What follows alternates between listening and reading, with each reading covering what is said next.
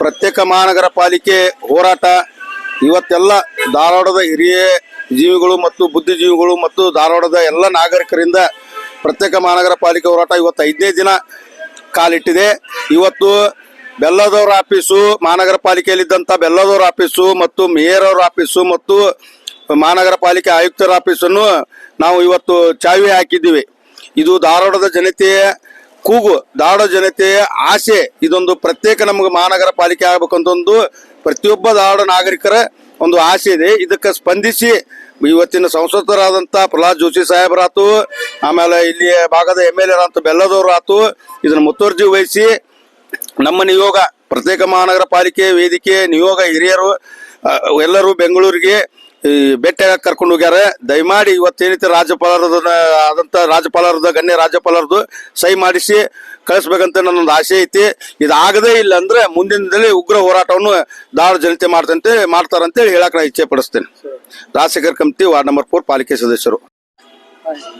ನಮ್ಗೆ ಧಾರವಾಡಕ್ಕೆ ಪ್ರತ್ಯೇಕ ಮಹಾಪಾಲಿಕೆ ಬಹಳ ಅವಶ್ಯಕತೆ ಇದೆ, ಬೇಕೇ ಬೇಕು.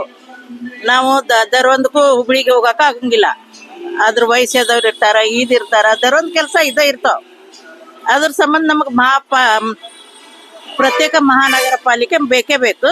ಆದಷ್ಟು ನೀವು ಜರೂರ್ ಮಾಡಿಸ್ಕೊಡ್ತೀವಿ. ದಿಲ್ಶಾದ್ ಬೇಗಂ ನದ ಧಾರವಾಡಕ್ಕೆ ಪ್ರತ್ಯೇಕ ಮಹಾನಗರ ಪಾಲಿಕೆ ಬೇಕು ಅಂತೇಳಿ ಬಹಳ ದಿವಸಗಳಿಂದ ಹೋರಾಟ ಮಾಡ್ತಾ ಇದ್ದಾರೆ. ಆದ್ರೂ ಸಹಿತ ಇಲ್ಲಿ ಇರತಕ್ಕಂತ ಸಂಸದರು ಆಮೇಲೆ ಶಾಸಕರು ಯಾರು ಅದರ ಬಗ್ಗೆ ಕೇರ್ ಮಾಡ್ತಾ ಇಲ್ಲ. ಆದ್ರೂ ಮೊದಲಿಗೆ ಎಲ್ಲ ನಾವೇ ಮಾಡಿದ್ದೀವಿ, ಪ್ರತ್ಯೇಕ ಮಹಾನಗರ ಪಾಲಿಕೆ ನಮ್ಮಿಂದನೇ ಆಗಿದೆ ಅಂತೇಳಿ ಬ್ಯಾನರ್ ಎಲ್ಲ ಹಾಕೊಂಡು ಇದನ್ ಮಾಡಿದ್ರು. ಇವಾಗ ಅದು ಬೇಡ ಅಂತ ಬೃಹತ್ ಮಹಾನಗರ ಪಾಲಿಕೆ ಮಾಡ್ತೀವಿ ಅಂತ ಹೇಳಿ ಅದನ್ನ ಜನರಿಗೆ ದ್ರೋಹ ಮಾಡ್ತಾ ಇದ್ದಾರೆ. ಧಾರವಾಡದಲ್ಲಿ ಇರತಕ್ಕಂಥ ಜನರಿಗೆ ತುಂಬಾ ತೊಂದರೆ ಆಗ್ತಾ ಇದೆ. ಪ್ರತಿಯೊಂದು ಅನುದಾನ ಬಂದರೂ ಕೂಡ 100 ಕೋಟಿ ಬಂದ್ರೆ 75% ಹುಬ್ಳಿಗೆ, 25% ಧಾರವಾಡಕ್ಕೆ ಹಿಂಕ್ ಮಾಡ್ತಾರೆ. ಅದರಿಂದ ನಮ್ಮ ಧಾರವಾಡ ಯಾವುದೇ ರೀತಿಯಿಂದ ಅಭಿವೃದ್ಧಿ ಆಗೋದಿಲ್ಲ. ಅದಕ್ಕೆ ನಮಗೆ ಇಲ್ಲಿ ಪ್ರತ್ಯೇಕ ಮಹಾನಗರ ಪಾಲಿಕೆ ಆದ್ರೆ ನಮ್ಗೆ ಹಗಲೆಲ್ಲ ಹುಬ್ಳಿಗೆ ಹೋಗೋದು ತಪ್ಪುತ್ತೆ. ಪ್ರತಿಯೊಂದು ಕೆಲಸನೂ ಇಲ್ಲೇ ಆದ್ರೆ ನಮ್ಮ ಎಲ್ಲ ನಾಗರಿಕರಿಗೆ, ಹಿರಿಯ ನಾಗರಿಕರಿಗೆ ಅಥವಾ ಎಲ್ಲರಿಗೂ, ಯುವಕರಿಗೆ ಎಲ್ಲರಿಗೂ ಅನುಕೂಲ ಆಗ್ತದೆ ಅಂತ ಹೇಳಿ ನಾನು ಪ್ರತ್ಯೇಕ ಮಹಾನಗರ ಪಾಲಿಕೆ ನಮಗೆ ಬೇಕೇ ಬೇಕು ಅಂತ ಹೇಳಿ ನಾವು ಒತ್ತಾಯ ಮಾಡ್ತಾ ಇದ್ದೀವಿ.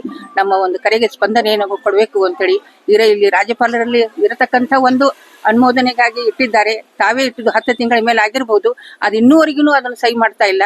ನಮ್ಮಲ್ಲಿ ಇರತಕ್ಕಂಥ ಸಂಸದರು ಅದಕ್ಕೆ ಒತ್ತಡ ಹೇರಿ ಅದಕ್ಕೆ ಸಹಿ ಮಾಡಬಾರ್ದು ಅಥವಾ ಅನುಮೋದನೆ ಮಾಡಬಾರ್ದು ಅಂತ ಹೇಳಿ ಅದರ ಒತ್ತಡ ಹಾಕಿದ್ರಿಂದ ಅಲ್ಲೇ ಇದೆ. ಅದಕ್ಕೆ ಇವಾಗ ನಮ್ಮಲ್ಲಿ ಇರತಕ್ಕಂಥ ನಮ್ಮ ಹೈಕೋರ್ಟ್ ಸ್ಥಾಪನೆ ಆಗ್ಲಿಕ್ಕೆ ಕಾರಣೀಭೂತರಾದಂತಹ BD ಹಿರೇಮಠ ಅವರು, ಆಮೇಲೆ ನಮ್ಮಲ್ಲಿ ಇರತಕ್ಕಂಥ ಸಾರ್ವಜನಿಕರು ಪ್ರತಿಯೊಬ್ಬರು ನಮಗೆ ಪ್ರತ್ಯೇಕ ಮಹಾನಗರ ಪಾಲಿಕೆ ಬೇಕು ಅಂತ ಹೇಳಿ ಹೋರಾಡ್ತಾ ಇದ್ದಾರೆ. ಇವಾಗ ನೋಡೋಣ, ಆಶಾಭಾವನೆ ಕೂಡ ನಮ್ಮಲ್ಲಿ ವ್ಯಕ್ತವಾಗ್ತಾ ಇದೆ. ರಾಜ್ಯಪಾಲರು ಮಾಡ್ತೀವಿ ಅಂತ ಹೇಳಿದರಂತೆ. ಆ ರೀತಿಯಾಗಿ ನಮಗೆ ಪ್ರತ್ಯೇಕ ಮಹಾನಗರ ಪಾಲಿಕೆಗೆ ರಾಜ್ಯಪಾಲರು ಸಹಿ ಮಾಡಲೇಬೇಕು. ಪ್ರತ್ಯೇಕ ಮಹಾನಗರ ಪಾಲಿಕೆ ಸ್ಥಾಪನೆ ಆಗಬೇಕು. ಇಲ್ಲ ಅಂತಂದ್ರೆ ಅಲ್ಲಿವರೆಗೂ ನಾವು ಬಿಡೋದೇ ಇಲ್ಲ. ನಾವು ಅಮರಣ ಉಪವಾಸ ಮಾಡೋ ಸತ್ಯಾಗ್ರಹ ಮಾಡ್ಲಿಕ್ಕೂ ನಾವು ರೆಡಿ ಇದ್ದೇವೆ. ನಮಗೆ ಪ್ರತ್ಯೇಕ ಮಹಾನಗರ ಬೇಕೇ ಬೇಕು ಅಂತ ಒತ್ತಾಯಪೂರ್ವಕ ಸೂರವ್ವ ಪಾಟೀಲ್ ಅಂತ ಕಾರ್ಪೊರೇಟರ್ ಎರಡನೇ ಕಾರ್ಪೊರೇಟರ್. ನಮ್ಗೆ ಧಾರವಾಡಕ್ಕೆ ಪ್ರತ್ಯೇಕ ಮಹಾಪಾಲಿಕೆ ಬಹಳ ಅವಶ್ಯಕತೆ ಇದೆ, ಬೇಕೇ ಬೇಕು. ನಾವು ದರೊಂದಕ್ಕೂ ಹುಬ್ಳಿಗೆ ಹೋಗಕ ಆಗಂಗಿಲ್ಲ. ಅದ್ರ ವಯಸ್ಸಾದವ್ರು ಇರ್ತಾರ, ಇರ್ತಾರ, ಅದರೊಂದ್ ಕೆಲಸ ಇರ್ತಾವ. ಅದ್ರ ಸಂಬಂಧ ನಮಗ್ ಪ್ರತ್ಯೇಕ ಮಹಾನಗರ ಪಾಲಿಕೆ ಬೇಕೇ ಬೇಕು. ಆದಷ್ಟು ನೀವು ಜರೂರ್ ಮಾಡಿಸ್ಕೊಡ್ತೀವಿ. ದಿಲ್ಶಾದ್ ಬೇಗಂ ನದ ಧಾರವಾಡಕ್ಕೆ ಪ್ರತ್ಯೇಕ ಮಹಾನಗರ ಪಾಲಿಕೆ ಬೇಕು ಅಂತೇಳಿ ಬಹಳ ದಿವಸಗಳಿಂದ ಹೋರಾಟ ಮಾಡ್ತಾ ಇದ್ದಾರೆ. ಆದ್ರೂ ಸಹಿತ ಇಲ್ಲಿ ಇರತಕ್ಕಂಥ ಸಂಸದರು ಆಮೇಲೆ ಶಾಸಕರು ಯಾರು ಅದರ ಬಗ್ಗೆ ಕೇರ್ ಮಾಡ್ತಾ ಇಲ್ಲ. ಆದ್ರೂ ಮೊದಲಿಗೆ ಎಲ್ಲ ನಾವೇ ಮಾಡಿದ್ದೀವಿ, ಪ್ರತ್ಯೇಕ ಮಹಾನಗರ ಪಾಲಿಕೆ ನಮ್ಮಿಂದನೇ ಆಗಿದೆ ಅಂತ ಹೇಳಿ ಬ್ಯಾನರ್ ಎಲ್ಲ ಹಾಕೊಂಡು ಇದನ್ ಮಾಡಿದ್ರು.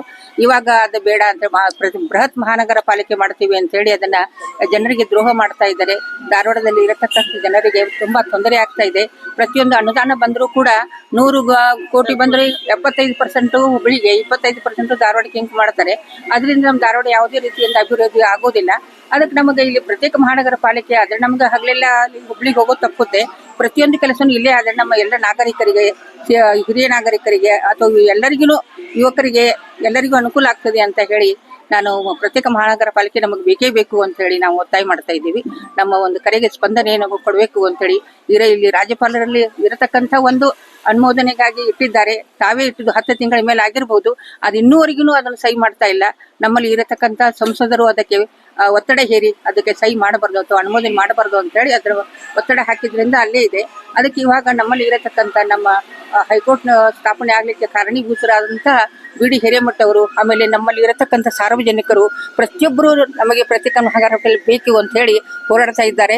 ಇವಾಗ ನೋಡೋಣ, ಆಶಾಭಾವನೆ ಕೂಡ ನಮ್ಮಲ್ಲಿ ವ್ಯಕ್ತವಾಗ್ತಾ ಇದೆ. ರಾಜ್ಯಪಾಲರು ಮಾಡ್ತೀವಿ ಅಂತ ಹೇಳಿದರಂತೆ. ಆ ರೀತಿಯಾಗಿ ನಮಗೆ ಪ್ರತ್ಯೇಕ ಮಹಾನಗರ ಪಾಲಿಕೆಗೆ ರಾಜ್ಯಪಾಲರು ಸಹಿ ಮಾಡಲೇಬೇಕು. ಪ್ರತ್ಯೇಕ ಮಹಾನಗರ ಪಾಲಿಕೆ ಸ್ಥಾಪನೆ ಆಗಬೇಕು.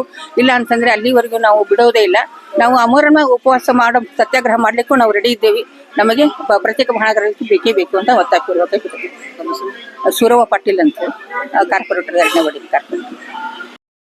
ಪ್ರತ್ಯೇಕ ಮಹಾನಗರ ಪಾಲಿಕೆ ಹೋರಾಟ ಇವತ್ತಿಗೆ 6ನೇ ದಿವಸಕ್ಕೆ ಕಾಲಿಟ್ಟಿದೆ. ಈಗಾಗಲೇ ದಶಕಗಳ ಹೋರಾಟ ಇವತ್ತು ಒಂದು ಹಂತಕ್ಕೆ ಬಂದು ನಿಂತಿದೆ.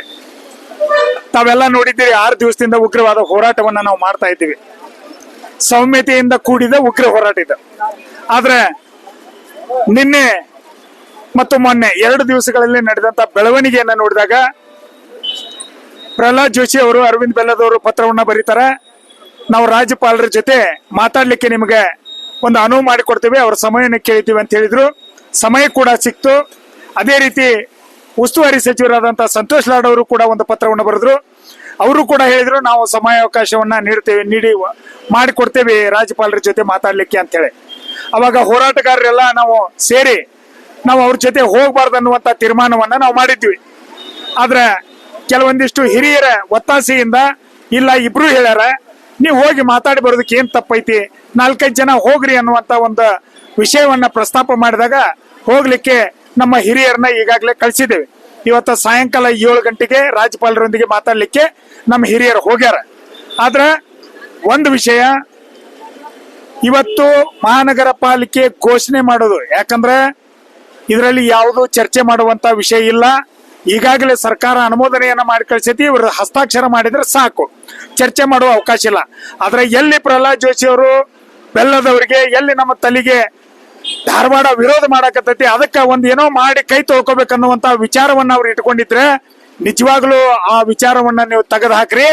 ಧಾರವಾಡ ಜನತೆ ಎಷ್ಟು ಮುಗಿದ್ರು ಅಷ್ಟ ಉಗ್ರರು ಅದಾರ ಅನ್ನೋದನ್ನ ಹೇಳಲಿಕ್ಕೆ ನಾನು ಬಯಸ್ತೇನೆ. ಇವತ್ತೇನಾದ್ರೂ ರಾಜ್ಯಪಾಲರು ಸಹಿಯನ್ನ ಮಾಡದೆ ಹೋದ್ರೆ ಮುಂದಿನ ದಿನಮಾನಗಳಲ್ಲಿ ಉಗ್ರವಾದ ಹೋರಾಟವನ್ನ ನಾವು ಮಾಡ್ತೇವೆ. ಇವತ್ತು ಅದರ ಜಲಕ್ಕನ್ನ ತೋರಿಸೇವೆ. ಮಹಾನಗರ ಪಾಲಿಕೆಯಲ್ಲಿರುವ ಅರವಿಂದ್ ಬೆಲ್ಲದವರ ಕಚೇರಿಗೆ, ಮೇಯರ್ ಅವರ ಕಚೇರಿಗೆ ಇವತ್ತು ಬೀಗವನ್ನು ಜಡಿದ ಪ್ರತಿಭಟನೆಯನ್ನು ಮಾಡೇವೆ. ನಾಳೆ ಪ್ರಹ್ಲಾದ್ ಜೋಶಿ ಅವರ ಮನೆಗೆ ಆಗದೆ ಹೋದ್ರೆ ಇನ್ನು 2-3 ದಿವಸದಲ್ಲಿ ನಮ್ಮ ಹಿರಿಯರು ಧಾರವಾಡಕ್ಕೆ ಬಂದ ನಂತರ ಪ್ರಹ್ಲಾದ್ ಜೋಶಿ ಅವರ ಮನೆಗೆ ಬೀಗ ಜಡಿಯುವ ಕೆಲಸವನ್ನ ನಾವು ಮಾಡ್ತೇವೆ ಅಂತ ಹೇಳಿ ಇಲ್ಲಿ ಅವರಿಗೆ ಎಚ್ಚರಿಕೆಯನ್ನ ಕೊಡ್ಲಿಕ್ಕೆ ಬಯಸ್ತೇನೆ.